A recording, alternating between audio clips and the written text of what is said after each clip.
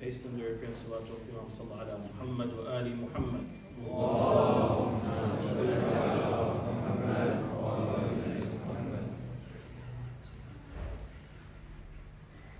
And for the love of the Fadl Abbas alayhi salam, Sallallahu ala Muhammad wa Ali Muhammad.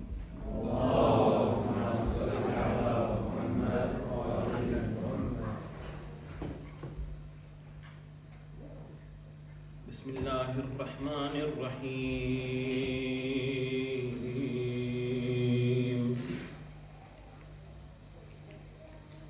لا حول ولا قوة إلا بالله العلي العظيم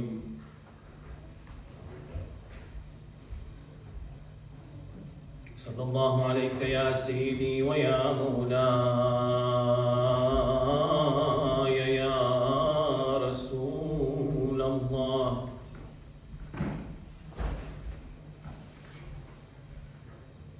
صلى الله عليك وعلى آل بيتك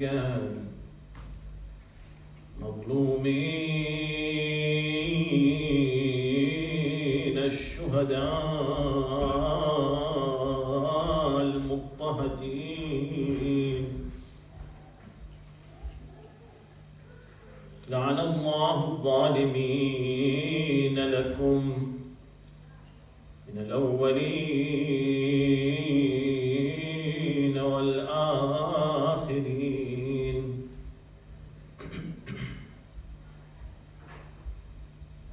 صلى الله عليك يا سيدي ويا مولاي يا أبا عبد الله يا ابن رسول الله يا رحمة الله الواسعة ويا باب نجاة الأمة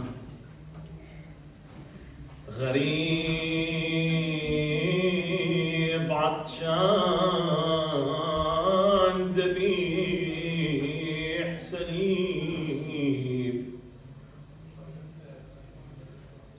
ما خاب من تمسك بكم وأمن من لجأ إليكم سادتي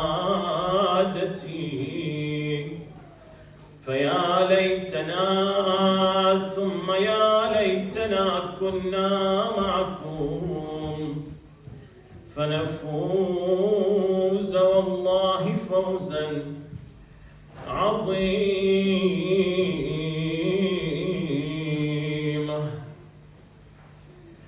I mourn for a chest pierced by the tips of the arrows, and for the ribs that the blades of the spears pierced, and an eye whose sight with an arrow was blinded, and for the other in which clotted his blood, the eyes of Abu al-Fadl al-Abbas alayhi salam, and for the other in which clotted his blood,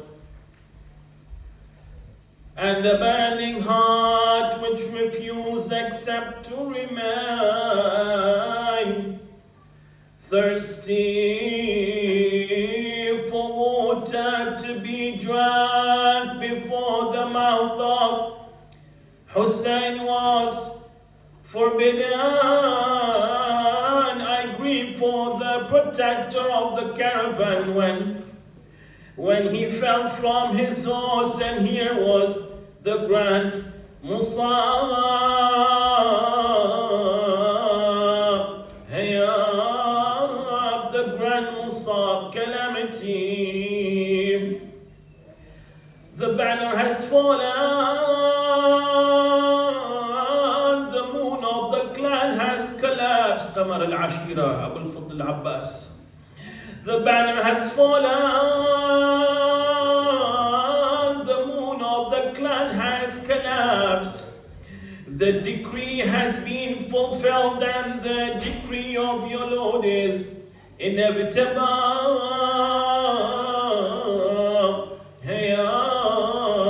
Inevitable. And Husayn came to his death place calling, we are lost, and with your going the vanguard is lost. Oh, Lion, oh Lion, oh Abbas. He found him with his hands cut and his head gushing, laying on the sand, and from it flowed red crimson blood. And he cried as there were so many wounds on his brother. O light of my eyes, which of the wounds was most painful? I want to embrace you, and you embrace me, oh brother.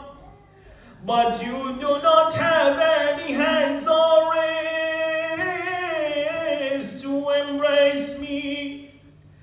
Abbas, tell me how, my brother, did you meet the ground? For your hands have been cut off by their sharp swords. Was it with your forehead which has been battered so, or with your head which the iron pole had smashed? Inna lillahi wa inna ilayhi raji'un. وسيعلم الذين ظلموا آل محمد أي منقلب ينقلبون والعاقبة للمتقين. قال الله تبارك وتعالى في محكم كتابه العزيز. بسم الله الرحمن الرحيم. وإنك لعلى خلق عظيم. To hasten the reappearance of our fourth Imam and to bless our majlis, and for the love of Abu al-Fadl al-Abbas alayhi salam, recite Allah salat ala Muhammad wa ali Muhammad.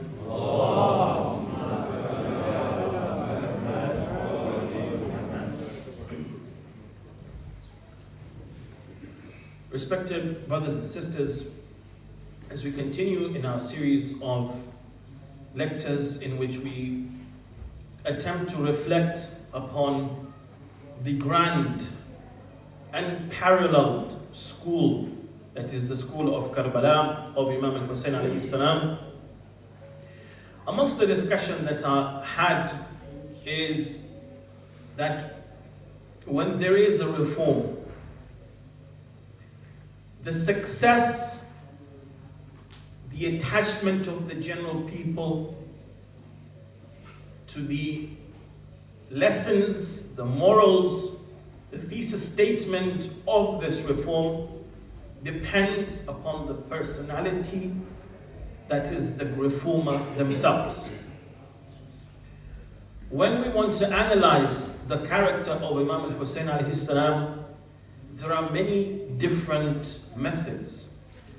You can take a historical approach in which you go by the different events and the different narrations that either describe Imam Husayn and his rank and his status, or describe his virtues, his fada'il, or with respect to his sayings. You may go to theologians that talk about the status of Imam Husayn alayhi salam, educators, etc. But if you were to take it from a psychological perspective, in psychology there is something which is called the topic of trait theory. Trait theory. This is a field of psychology related to personality that the research behind it in modern psychology has been ongoing for the past at least 130 years. With that respect, psychologists have been trying to deliberate that what makes a person's personality? What type of traits make a person's personality? When we look at each individual is unique. They have thought patterns, they have emotional patterns, they have behaviors throughout their lifetime. And of course, this as well changes. First of all, depending on their parenting and their upbringing, depending on their environment. But sometimes there are certain things that remain stable. So this brings the psychologist to a certain consideration that there are certain traits which are stable. Sometimes there are certain traits that a person has that they are able to suppress. And then there are also certain traits that are dominant, but they also have others as well. The ones that they are able to suppress, they are able to control them when they show. So for instance, a child may be playful in the playground, but when they enter the classroom in front of the teacher, they are able to control their emotions, their reactions, etc., and their behavior. With this respect, when research initially started with this respect, with regards to trait theory, they said, listen, what we can do is, because this is a very, very humongous research area. So the first modern psychologists, they said that, listen, let us go to the dictionary. They went to the dictionary. They brought about approximately 18,000 adjectives, sifat, adjectives, to describe, and they created a template of different types of traits that a human being can have. And after doing that that initial listing of all of these adjectives, and then they researched into them and they categorized them into different categories. Initially they came about with 4 categories. But they noticed from one perspective that a person has cardinal traits that I mentioned, and these are the dominant traits of their personality. They have others as well. Okay? Then they have central traits. These central traits are those which are stable. They remain there within their personality maybe from a young age. Some children, for example, they are very, very active, and this aspect of their behavior, of their personality, them being very active, very outgoing, right? It remains throughout their lifetime. And some of these traits are variable. So these are those which they differ depending on the different circumstances, as I mentioned. In general, before I go into the topic with more direct relation to Imam Husayn alayhi salam, the principles of this theory that help us to a certain extent is, number one, they discuss the stability of traits, that once they are developed, they remain constant and they influence a person's behavior. So when you give them a personality test, you are able to determine what their reaction will be in different situations, right? And how suitable they are for different positions, whether that's in work, whether that's in an organization, community structure, etc. What will suit them best, and even maybe with respect to their career. In addition to that as well, amongst the really central principles of trait theory is a scientific measurability. That when you quantify these traits, this helps you to be able to objectively compare between different individuals, how much they have with respect to a specific trait. You're able to assess it through an objective test. And finally, which is the most important for all of us, and this is very much related to the principle of tazkiyat al-nafs that we have in Islam, that when you want to purify yourselves, okay, Islam uses the word to purify yourselves. Basically, you want to ward away negative aspects, anything that is related to ill traits, anything that is related to sins. When you want to purify yourself to bring your personality score to the higher end, okay, higher end with respect to the different positive dimensions of the five-factor personality in general, not always higher score even with respect to negative things, but with that which is positive.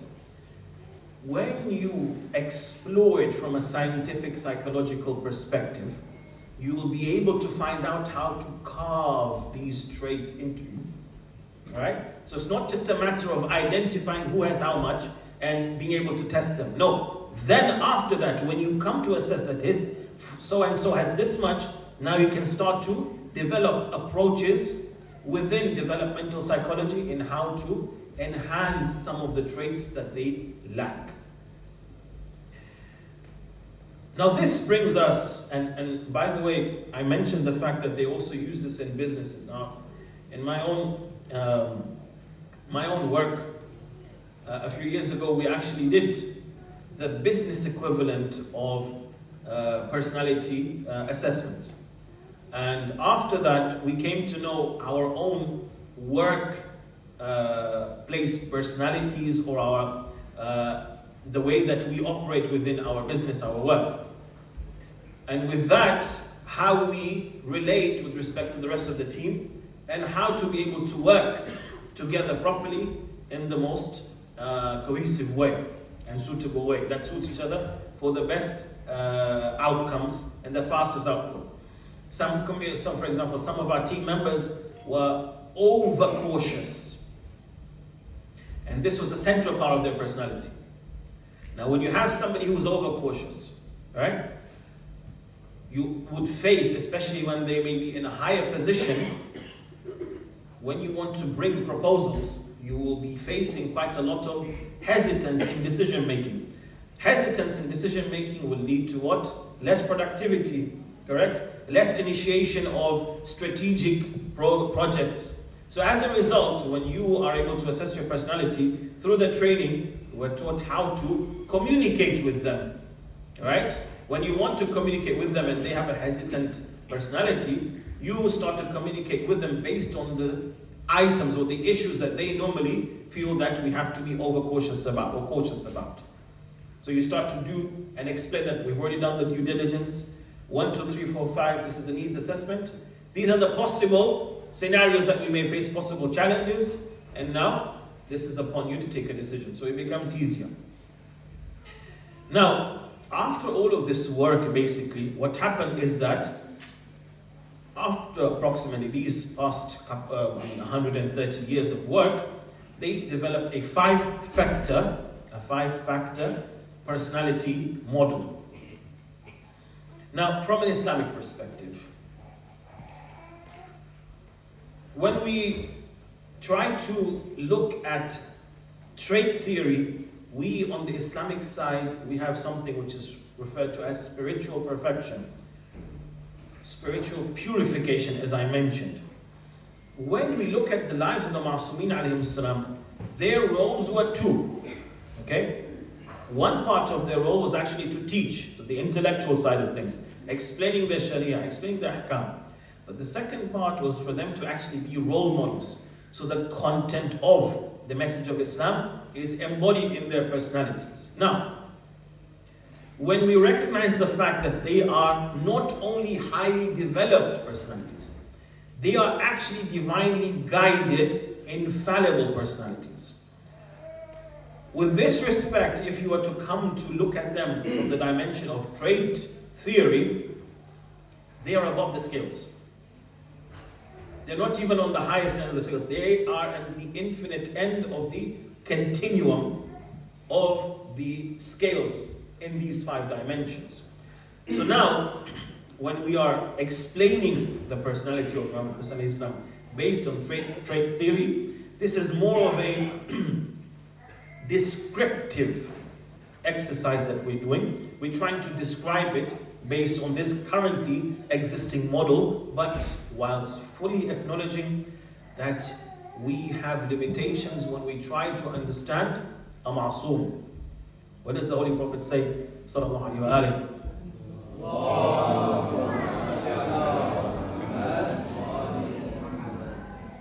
He says that, O Ali, and this was during their lives,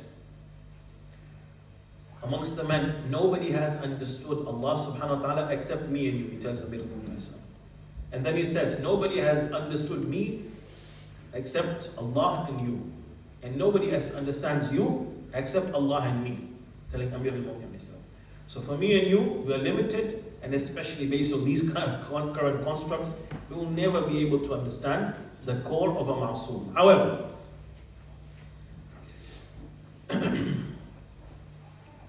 to explain this 5-factor model, there are 5 factors. From these 5 factors, after explaining them, I will choose maybe 2 based on what the time allows me, and we will explore them in a bit of detail while looking at the personality of Imam Husayn through his actions and through the events that passed by him in the uprising of Karbala. We're trying to analyze how was Imam Husayn based on this. If a non-Muslim, if a modern day psychologist were to look at his personality, how would they view him, even if they were looking at him as a normal human being? Right? The first of the 5 is openness to experience. This reflects how intellectually curious a person is, how much they like to engage in different discussions, how much of an imagination the person has, how much they appreciate other people's ideas or ideas in general. What level of emotional depth does the ma'soom or the person in general have? How much is their willingness to consider new perspectives, another person's point of view, right? Or are they just adamant that only I am the one who knows that thing correctly and everybody else is mistaken, only me? So with this respect, we have imagination, to think, the tendency to think creatively, to evaluate and envision different possibilities, artistic interests, that is to say, appreciation of beauty and aesthetics, emotionality, that is to say, awareness and understanding of emotions. Not only their own emotions, but also the emotions of other people. Perception. Adventurousness, willingness to explore new experiences, to come out of their comfort zone. Intellect, the enjoyment of thinking and learning. Look at Imam Sadiq alayhi salam and the different engagements. The houses of the Ma'sumin alayhi salam, up until the later period of the Imams, when the Abbasids totally put them under almost house arrest.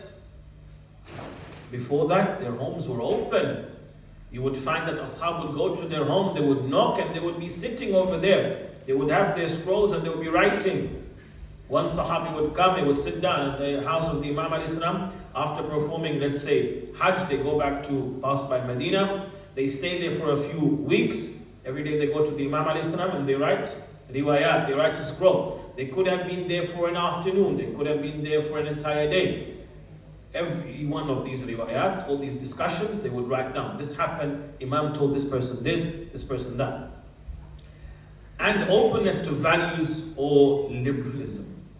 Readiness to evaluate assumptions critically rather than just accepting them blindly.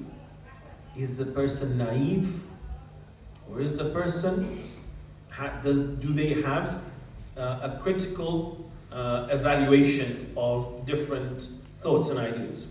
Secondly is conscientiousness. The second dimension.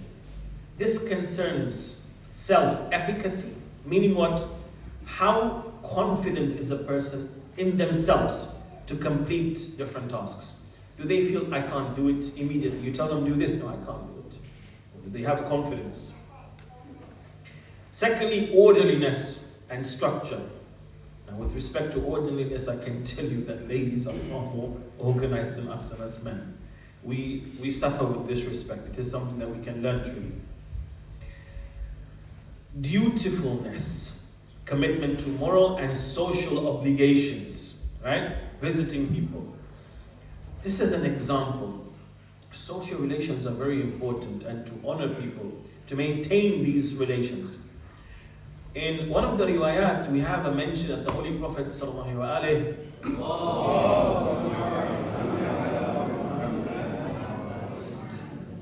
once went to visit an elderly lady, right? After returning, one of his wives asks him, "Why did you go visit that woman? What do you have business with visiting a woman?" Right? The Holy Prophet responds to her, right? He tells him, "This is a lady that used to come to visit us during the life of Khadija alayhi salam. And this, for me to visit her, is a part of what is called in Arabic, husnul ahd, right? To maintain a continuation of a certain good relation that we had with her, right? Not to cut off relations, not to be rigid. In addition to that as well, achievement striving, okay? The motivation to pursue excellence, self-discipline, the ability to persist despite difficulty, right? You're facing difficulties, then to know that everything that requires, or every mountain that you try to climb, when you're trying to achieve something, when you're trying to walk on a certain path, when you're trying to learn something, it requires sacrifice and perseverance. So, do you have that ability to persist despite difficulty, or do you immediately give up at the face of the first challenge that you face? Oh no, it's too hard. Cautiousness, careful consideration before acting, but not debilitating hesitance. Debilitating hesitance is on the negative side of this. Thirdly, we have extroversion. Extroversion, it refers to, number one, friendliness, warmth, approachability. You can speak with somebody. They're not like kind of, they don't face you with a seriousness, like a frown. No, person is approachable, they smile. Gregariousness, that is the enjoyment of social interaction. Some people may be very, very isolated in their type of personality. They're quite very, very, they are introverts. With respect to this scale, extroversion, a person is required to be gregarious. That is to say, they should enjoy social interaction. It shouldn't even be a burden for them. Our Masumin alayhi salam, they used to mix with everybody. In addition to that, assertiveness, confidence in expressing yourself, right? Not being really, really, shaky when you come to say something. You have the thought in your mind. If you need to revise it in your mind to kind of rehearse, and then you speak your mind. Slowly with practice, you will learn to become very eloquent with respect to expressing what you have in your mind. Activity level, energetic and engaging, or, bit down in terms of energy and preferring to rest as opposed to engaging in different activities. Excitement seeking, the desire for stimulation or challenge. Cheerfulness, a tendency towards optimism and positive effect. Two more to go, and then we go to Imam Husayn. I know that this is a very big, comprehensive list, but just so that we can get a different perspective. The fourth is agreeableness. This reflects, number one, it has the following sub-facets within it. Number one, trust. Do you believe that other people are sincere, generally? I use the word generally, I'm not saying always. Alright? Sometimes a person may be lying to you. So it would be naive to consider that what? That they are truthful. But here, I have to qualify this with something. In the ayah, Allah subhanahu wa ta'ala says in the Holy Quran, Bismillahir Rahmanir Rahim, وَمِنْهُمُ الَّذِينَ يُؤْذُونَ النَّبِيِّ. And amongst the people are those who hurt the feelings of the Holy Prophet. وَيَقُولُونَ هُوَ أُذُنٌ. And they say, he listens, and he's like an ear that whatever he listens, whatever he hears, he just believes it. Okay? Allah then says, O Prophet, respond to them. قُلْ أُذُنٌ خَيْرٌ لَكُمْ. For him to listen to you, okay?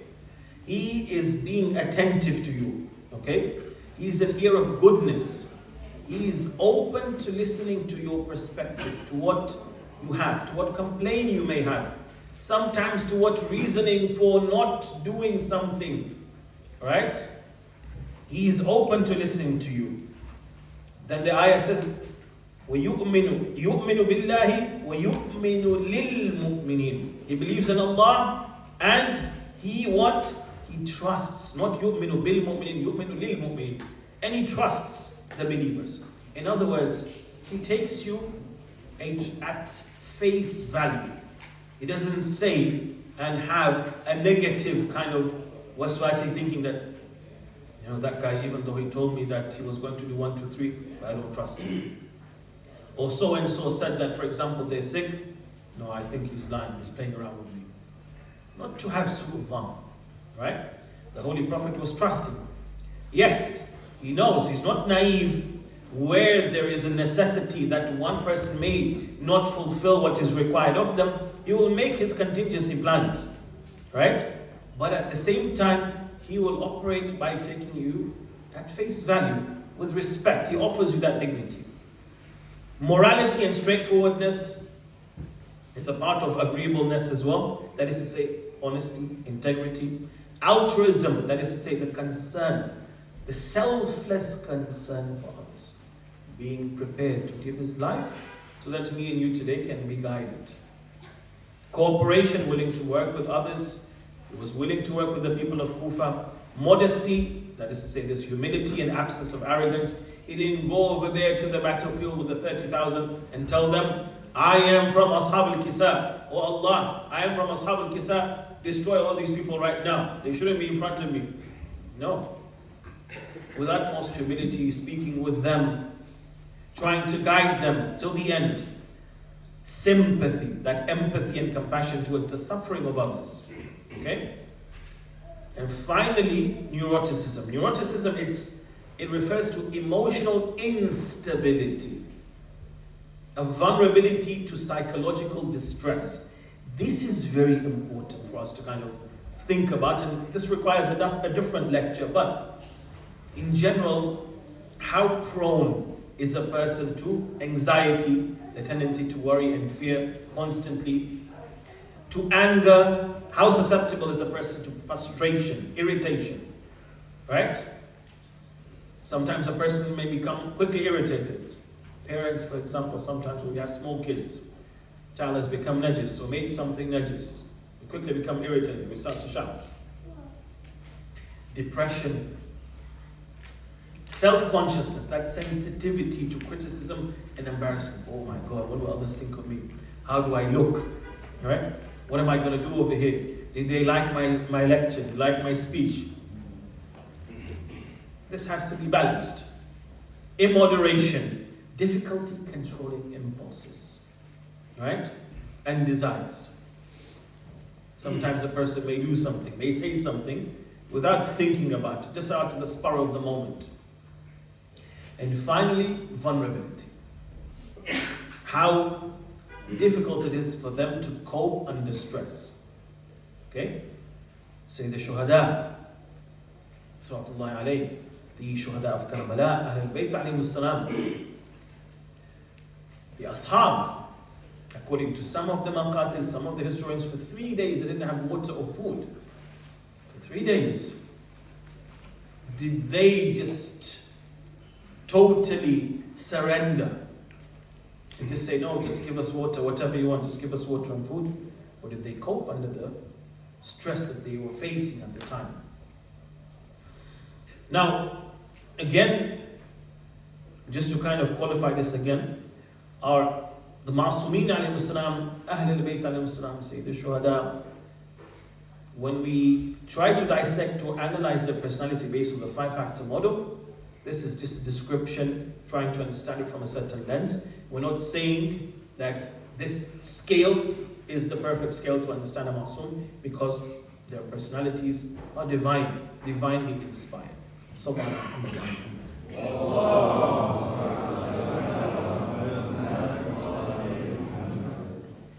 Now, when we analyze the personality of Sayyid al-Shuhada specifically, there are certain, out of these 5, certain things that stand out very, very, very notably. Now, even though I have kind of worked on preparing 3 dimensions, I may not have time maybe for 3, maybe just for 1. But regardless, we have agreeableness, which was manifested through his compassion, mercy, generosity, forgiveness, concern for all humanity. Conscientiousness, which was manifested through unwavering commitment to truth. His duty, responsibility, justice seeking, and principle. Finally, his openness to experience. In other words, this was manifested through his wisdom, insight, deep reflection, intellectual understanding, etc. Let us focus on agreeableness first and the character of Imam alayhi salam. As I mentioned, agreeableness, it refers to what? Empathy, to compassion, to cooperation, trust.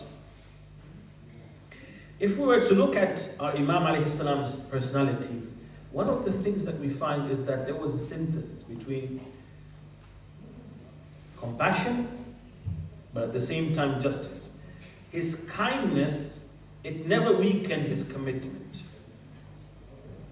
His kindness did not weaken his commitment to the truth. And his mercy did not lead him to tolerate oppression. This is a very important balance that is very difficult for us to manage if we do not have practice and we do not learn the principles of Ahlul Bayt alayhi salam. Our Imam alayhi salam, we find that he would, in terms of trust, okay, the tendency to view others as being conscious, as fundamentally sincere, right? Rather than being malicious, being evil. Imam Husayn alayhi salam, number 1, in responding to the letters of the people of Kufa. Now, Imam al-Husayn, from the time of Amir al-Mu'mineen, he knows the types of personalities that were there in Kufa. He knows the majority of these tribal chiefs. He knows what Muawiyah did after the Shahada of Amir al-Mu'mineen alayhi salam and after the truce with Imam al-Hasan alayhi salam, which was what? During those approximately 20 years, Muawiyah had bribed a lot of these chiefs. In addition to that as well, he had also deprived them. He had also persecuted the Shia among them. So the personalities of the people were not the strongest in terms of being unwavering in believing in his wilayah, being ready to sacrifice themselves. That this is the Imam al-Ma'asum.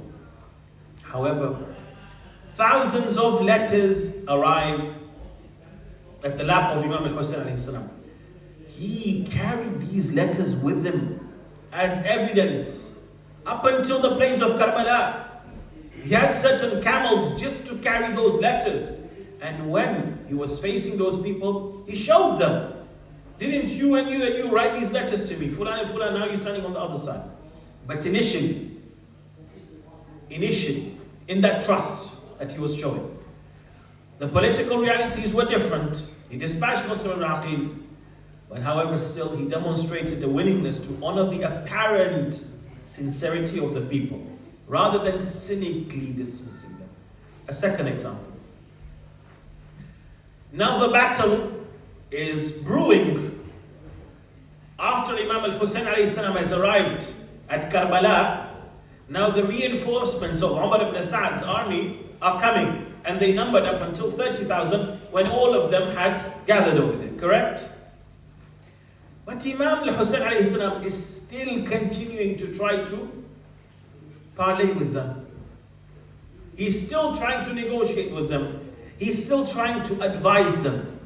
It is mentioned, and this is mentioned in the Maqatil, that when Imam Husayn would go onto the battlefield on a camel, he was not going to attack. He was going to advise them, to admonish them. Rather, it was not only him amongst his camp that was going to the battlefield to advise the people. It was even Abu al-Fadl Abbas. It was even the others of his ashab, the notable members, Habib ibn Mawahib and others. All of them, they were going in order to what? To advise him. He offered them so many opportunities to repent. The example of Hur. How do you locate it within this field? With respect to Hur, he had left the Imam the possibility to repent up until the end for everybody. He did not want anybody to what? To go to hell. He was even crying for the fact that those people who were going to participate in shedding his blood, that they were going to hell because of him. That's how he felt. So much compassion towards them. With that being said, in the trait theory, in this 5-factor personality, there's a score of approximately 100.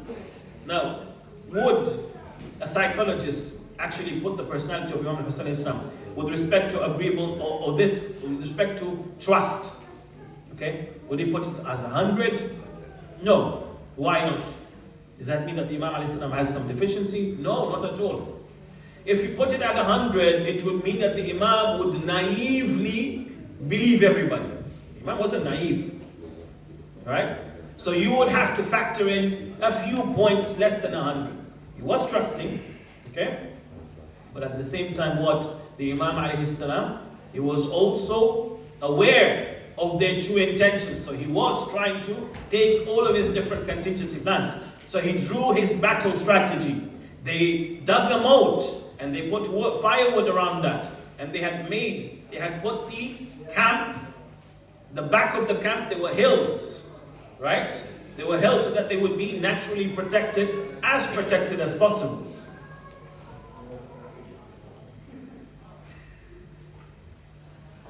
A second lesson from this agreeableness is morality, straightforwardness.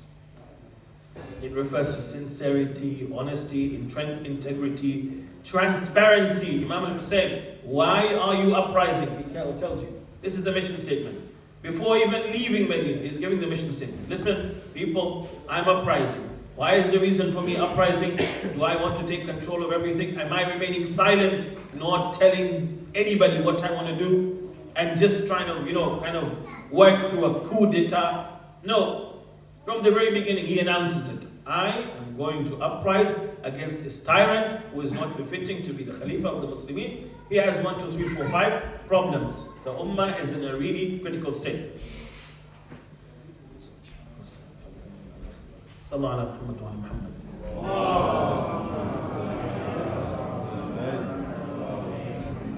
Individuals who are high in morality, they avoid manipulation, they avoid deception, they avoid hypocrisy, and they avoid dishonesty. A few examples. Number one is when the Wali of Al-Madinah wanted the Imam alayhi salam to openly pay allegiance to Yazid, Imam Husayn alayhi salam emphatically refused. He said, "Mithli la yubayiru mithlah." The likes of me would never pay allegiance to the likes of him. Even a simple pledge of allegiance would have preserved his life, his status, his family, wealth, etc. Imam said, my likes would never pay allegiance to the likes of him. This was rooted in moral principle. Number two, on the eve of Ashura, initially the Imam alayhi salam had left Mecca, and amongst those people that had joined him over these 2-3 months, he left, he had approximately 2,000 people with him. He is entering the borders of Al-Iraq. Al-Hur, who is coming over there to intercept him, Hur has only 1,000 soldiers. Imam Husayn, he is 2,000 strong.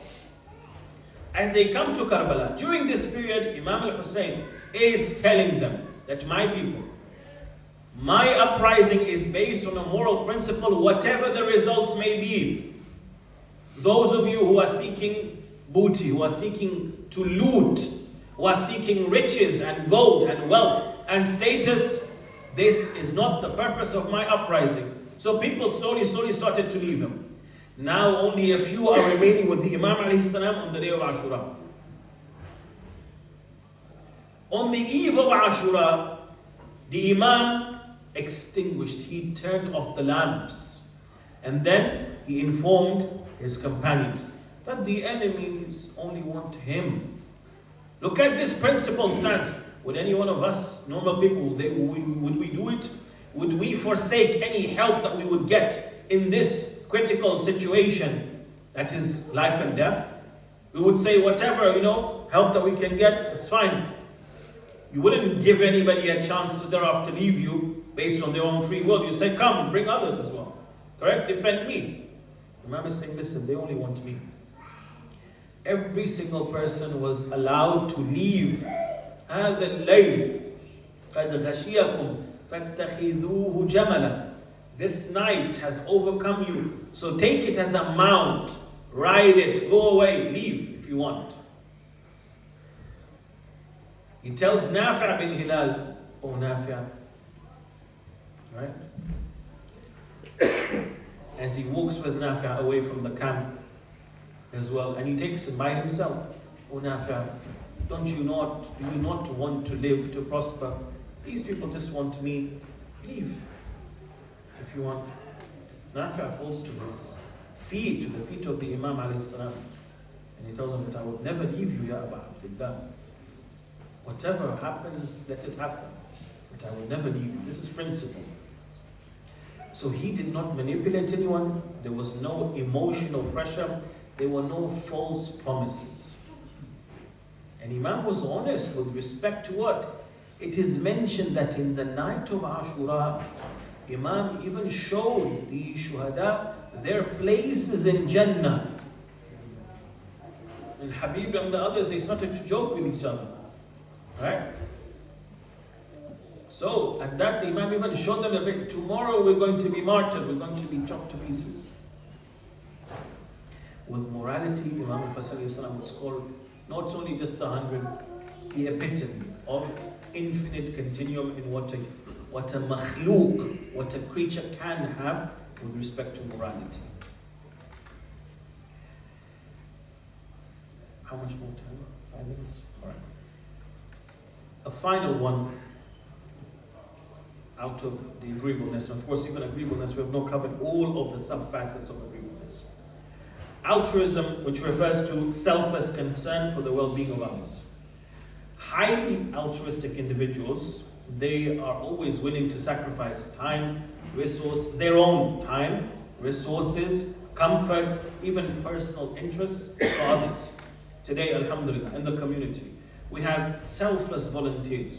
Some of them that stay up until what time at night, okay? Just to ensure that me and you can come over here comfortably, can lecture, right? Can attend this program and then finish. There are people who are working, there are people who are cooking, there are people who are paying, right? We truly need to appreciate that, and we also need to embody this as well. And to come, especially our youngsters, to come and help, to see how can we participate. Today it's them. It's not that they are just doing this and that's it. No, tomorrow the youngsters, you have to carry on this path. You have to become trained from now. Learn that selflessness to come out of our comfort zones. With this respect, the altruism of Imam Husayn, that selflessness, okay, it is the most striking. Instead of giving you just one example, the entire uprising of Imam Husayn alayhi salam, okay, you could say that it was fundamentally altruistic. In what sense? He did not have any realistic, and based on the circumstances, there is no realistic expectation of any worldly gain. as he has already come to Qasr Bani Muqatil, around those areas they come to find out that Muslim ibn Aqil has been martyred. The people of Kufa have forsaken him, they have forsaken the Imam alayhi salam. He meets one of the poets of Ahlul Bayt alayhi salam, and he asks him what is the situation over there. He tells him, I'm going to Hajj I'm going to Mecca, but الناس قلوبهم معك وسيوفهم عليك. The people, their hearts are with you, but their swords are against you. Alright? So there's no realistic expectation of worldly gain. But Imam alayhi salam, he's still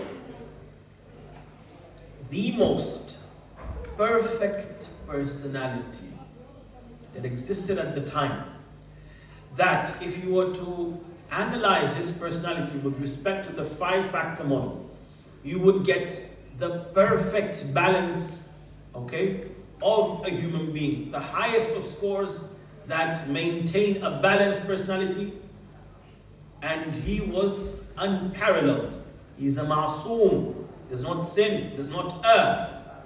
On top of that as well, has access to knowledge of the unseen. He's a miraculous individual, born and raised in the lap of prophethood. So many fada'il, so much. Now, imagine with our current mindset, not our mindset being very, very disciplined based on this. No, with me and you, our current mindset. Okay? Would we be ready to sacrifice our lives and our own families, our own comforts, our own friends, to go through all of this, right?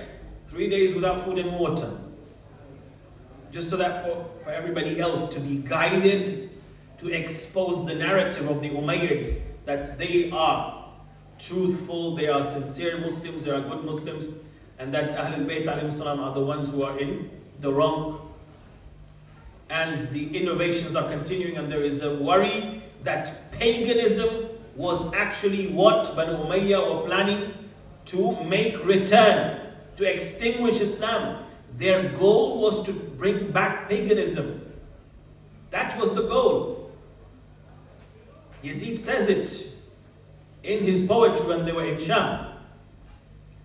So with that being said, imagine the personality, that grand personality, right? And in Karbala, it was not only Imam Husayn, Imam Al-Abidin, and Imam Al-Baqir alayhi salam, these 3 infallibles. You had other infallibles as well, according to our scholars. You had Abu al-Fadl al-Abbas alayhi salam, an infallible. Not a Hujjatullah, not an Imam, but he was also a ma'soom, Talitul al-Ma'soom. Ma'soom with al-Isma al-Muqtasaba, gained infallibility. He purified himself to that highest of stage under the training of Amir al-Mu'mineen alayhi salam and his mother, Sayyidah al-Baneen alayhi salam. Sallallahu ala Muhammad wa ala Muhammad.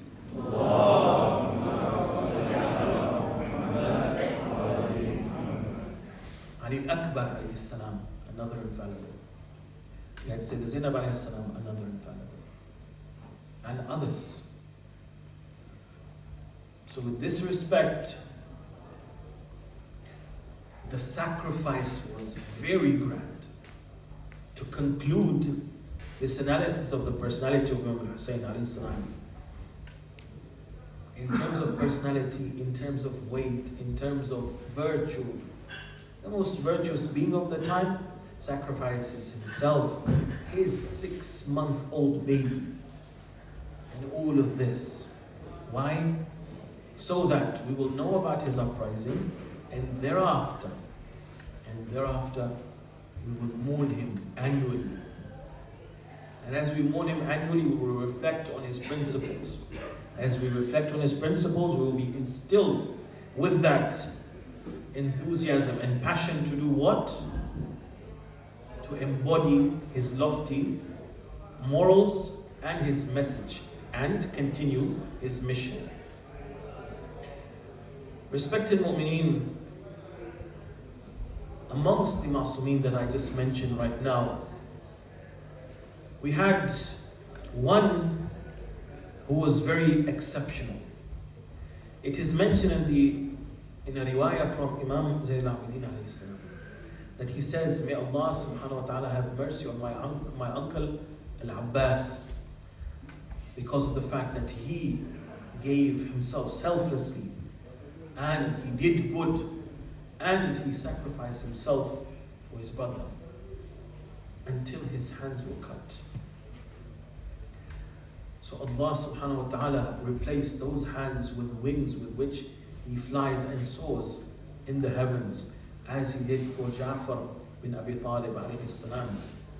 And my uncle al-Abbas, he has such a rank among or before Allah subhanahu wa ta'ala, such that all of the shuhadas on the day of Qiyamah will wish that, oh Allah, would we also have the same rank? With respect to Abu al-Fadl al-Abbas alayhi salam, he is said that he participated in some of the battles of Amir al-Mu'mineen. But when Abu al-Fadl al-Abbas wanted to go all out in some of the charges, after having initially gone out and fought, Imam Ali alayhi salam tells him, come back, oh my dear son, ya Abu al-Fadl. Abu al-Fadl al-Abbas started to feel emotional that, oh my father, do not trust me. He was only 14.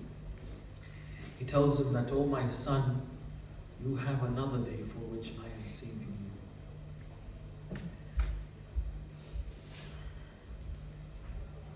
Abu al-Fadl al-Abbas alayhi salam was an alim, was a scholar with the highest amount of knowledge, and his basira, his insightfulness, he was stable with respect to his faith, and he was infinitely loyal to his brother, Imam Husayn alayhi salam. It is said that with respect to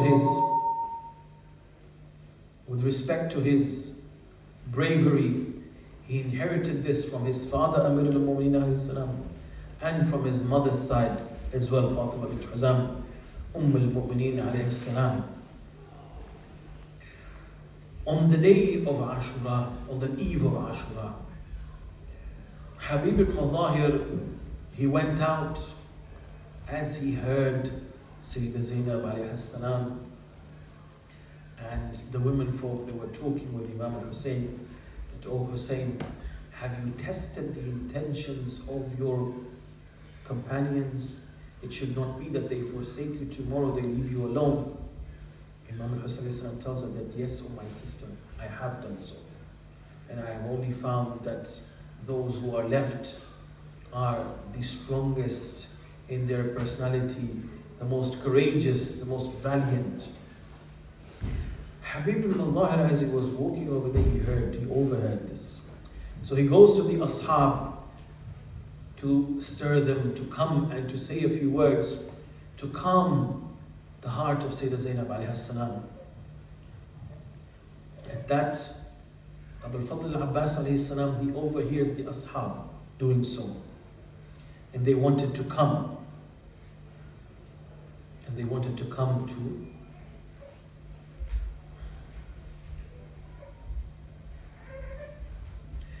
and they're coming to Sayyidah Zainab alayhi salam, and they're speaking with her that we are here, O daughter of Ali. We will not leave your brother alone. Abu al-Fadl al-Abbas alayhi salam comes out of his tent and he throws his amama to the ground and he tells him, what do you want, O Ibn Abi Mudahir, Ya Habib? It is for such a day that my father Amir al-Mu'mineen alayhi salam saved me. Do you think that I will leave my brother alone? He was the holder of the banner, the flag of the army of Imam Husayn alayhi salam. And it is through this that it is known the most bravest commander of the army is who? Abu al-Fadl al-Abbas alayhi salam, on multiple occasions he went in order to try to speak with those people, to try to sway them. Umar ibn Sa'ad tried to lure Abu al-Fadl al-Abbas by offering him safe passage. Abu al-Fadl al-Abbas tells him, may your safe passage be cursed. Do you offer me safe passage and the son of the daughter of Rasulullah does not have any safe passage? May Allah curse your aman, your safe passage. Abu al-Fadl al-Abbas alayhi salam, he is also said to have a special ranking in front of Sayyidah Fatima alayhi salam. Even though he did not live, he was not alive during her life. But how? Through the loyalty that he had and his sacrifice for Imam Husayn alayhi salam, it is narrated by Imam al-Sadiq alayhi salam that on the day of Qiyamah, Sayyidah Fatima alayhi salam will come out with a vessel that will be covered. And then when she reaches the plane of accountability in front of Allah subhanahu wa ta'ala, she will bring this out, this vessel, and she will uncover it. And she will say, "O the just, O the wise, I ask you to seek justice, to do justice between me and those who cut these two hands of Abu al-Abbas." It is mentioned that, O mu'mineen, Abu al-Fadl al-Abbas was the person who would take care of all of the needs of Sayyidah Zainab alayhi salam, who was approximately 20 years older than him. Yes, she was his sister, but she also raised him as well as his second mother. So Abu al-Fadl al-Abbas alayhi salam was very much attached to Sayyidah Zainab alayhi salam. He goes to Imam Husayn alayhi salam after all of the Ashab and Ahlul Bayt have been martyred, and he seeks permission. He seeks permission to go to the battlefield to fight them, and he tells him, "Oh my brother, I have become fed up of these people. I want to take my revenge from these people." At that time, Imam Husayn alayhi salam, as he hears the cries of the children, he tells him, "Oh Al-Fadl, if you go, then my camp and my army will be finished." "Oh Imam Husayn, you have lost everyone. It is only you and Abu al-Fadl remaining out of those who can fight. But with the presence of Abu al-Fadl, you still consider that you have an army." That is how Abu al-Fadl al-Abbas alayhi salam was. That is what he represented to Imam al-Husayn. Imam al-Husayn tells him that, "Oh brother, if it is must, then go, but seek water for the children and for the women folk." The children, they come out, they consider, they think, "Alhamdulillah, our uncle is going to bring us water. As-Saqi Abu al-Fadl al-Abbas. Inshallah, we're going to drink water soon." They start to comfort each other. Abu al-Fadl al-Abbas alayhi salam takes the water skin on one hand and he takes the banner on the other. It is mentioned Abu al-Fadl al-Abbas alayhi salam, he comes to the banks of the river Furat, which were being guarded by the soldiers of Umar ibn Sa'd. He engages them in battle, and just this one person is able to scare away almost 100 of these soldiers, and he arrives and he goes in with his horse onto the banks of the river Furat. When he goes, he dismounts his horse, he takes and feels some water with his hands. But as he feels the coolness of the water, Abu al-Fadl al-Abbas, the true loyal brother, remembered the thirst of his brother Husayn. He remembered the dry lips and tongue of his brother Husayn. He remembered the thirst of Ruqayya, of Sakina, and the children in the camp. He throws away the water and he fills in the water with the water skin. At that, as he is throwing away the water, he starts to recite poetry saying, "Ya nafsu min ba'd al-Husayn huni wa ba'dahu la kunti an takuni. Hada Husayn warid al-maluni wa tashrabina barida al-ma'ini." Oh, soul after Husayn, become become cheap. Life is worthless after Husayn. And after him I pray that you do not remain. This is Husayn going towards his death, whereas you drink cold pleasant water. Abu al-Fadl al-Abbas puts some water in the water skin, and then he mounts his horse going back to the camp of Imam al-Husayn. But on the way, he is intercepted by some of the accursed soldiers, and they start to engage Abu al-Fadl al-Abbas. He has the qirba, he has the water skin on one hand, and he has his sword on the other. Abu al-Fadl al-Abbas, he starts to fight them, and he is able to send many of them to their demise. However, when they were not able to fight him anymore, they dispersed from in front of them, from in front of Abu al-Fadl. They start to hide behind some of the date trees. One of the cursed ones, he ambushes Abu al-Fadl al-Abbas, and upon the passing of Abu al-Fadl, all of a sudden he surprises Abu al-Fadl cutting his right hand. Abu al-Fadl starts to recite, Wallahi in qata'tumu yamini, inni uhami abadan an dini, wa an imamin sadiqin نجل النبي الطاهر الأمين. Wallahi, if you cut my right arm, I will always defend my faith and the Imam of true conviction, son of the pure and trustworthy Prophet. Abu al-Fadl al-Abbas, he proceeds a little bit further. One of the cursed one comes out from another day.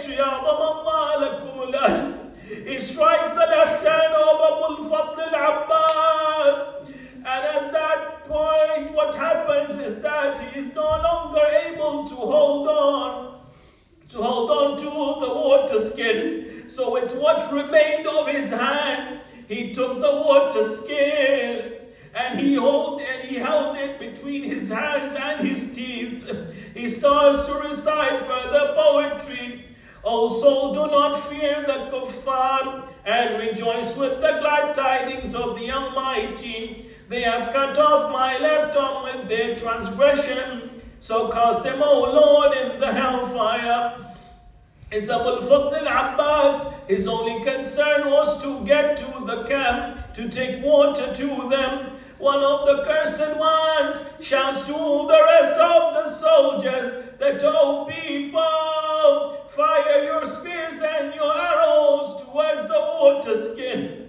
As they do so, Abu al-Fadl al-Abbas, as he is taking it, one of the arrows, it comes into the water skin. All of the water, it falls to the ground. Another arrow comes in the eye of Abu al-Fadl al-Abbas. Abu al-Fadl al-Abbas that eye becomes blinded. At that, Abu al-Fadl al-Abbas, he was standing, he was there, he was hesitant because he did not know what to do. He felt that it looked that he was confused. How could he go back without any water to the camp? How could he disappoint Sakina and Ruqayya? Abu al-Fadl al-Abbas, as he stood there, one of the cursed one comes and strikes Abu al-Fadl with a pole to his head. Abu al-Fadl al-Abbas, he falls to the ground, and at that he calls out, Ya Aba Abdullah, adrikni. Oh Aba Abdullah, come to my aid. Imam Husayn alayhi salam, he comes over there. Abu al-Fadl al-Abbas initially did not know who was coming. As Imam Husayn alayhi salam comes over there, he finds Abu al-Fadl. He says, Al-an inkasara dhahri, Al-an qallat hilati, الآن تفرق عسكري. That it is now that my back is broken. Right now I do not have any further counter plans. Right now my army has been dispersed. He gets to Abu al-Fadl al-Abbas alayhi salam, and he goes there and he takes his hand and he puts it on his lap. Abu al-Fadl al-Abbas alayhi salam, the first time he removes his head, puts it back on the ground. And that Imam Husayn takes it back for the second time. Abu al-Fadl returns it to the ground. For the third time, Abu al-Fadl al-Abbas, after putting his head on the lap of Imam Husayn, after the Imam takes it, Abu al-Fadl again returns it. At that, Imam Husayn tells him, Akhi Abu al-Fadl, what is it, oh my brother Abu al-Fadl, that each time I'm taking your head, putting it on my lap, you're putting it back on the ground. What is it? He tells him, Ya Aba Abdullah, my brother, right now you are putting my head on your lap, but after an hour when your time comes, in whose lap are you going to put your own head? Lisan hal of Imam al-Husayn, he tells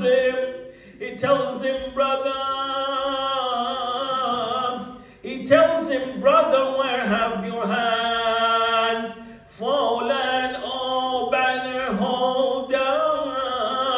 Where is your grace, oh Abbas? Will I never see you again? He tells him, oh brother, the arrow in your eye, how do I remove it? It is firmly planted within. Difficult to remove it. I want to sit by you, O light of my eyes, and mourn you, and cry for your musibah with tears of blood. Abu al-Fadl al-Abbas gives a wasiyah to Imam al-Husayn. He tells him, oh my brother, I feel embarrassed for you to take my body back to the camp. I wish for you to leave me. I cannot bear for Zainab and Sakina, Ruqayya, to see my body in this way. And that in the lap of Imam al-Husayn, أعظم الله لكم الأجر, the soul of Abu al-Fadl al-Abbas departs to his Lord. It is mentioned by some of those who attended that when Imam al-Husayn, when he was there at Abu al-Fadl al-Abbas' side, a woman came out of one of the tents and she put her hands, her fingers, she locked them around her head like this, as she was crying out, Wa akha wa Abbasa.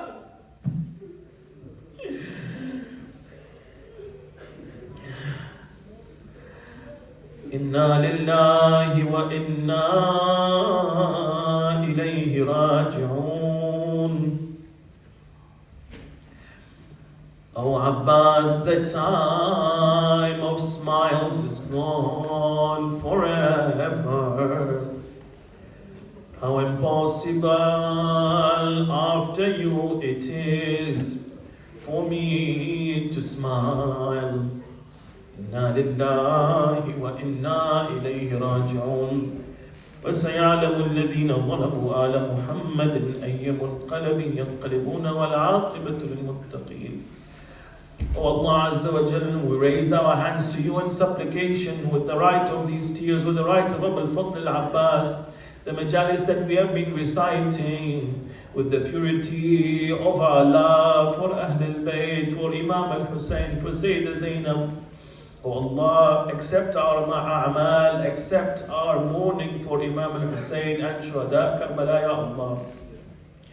O Allah, forgive our sins with these tears. O Allah, elevate our status, have mercy on us in our final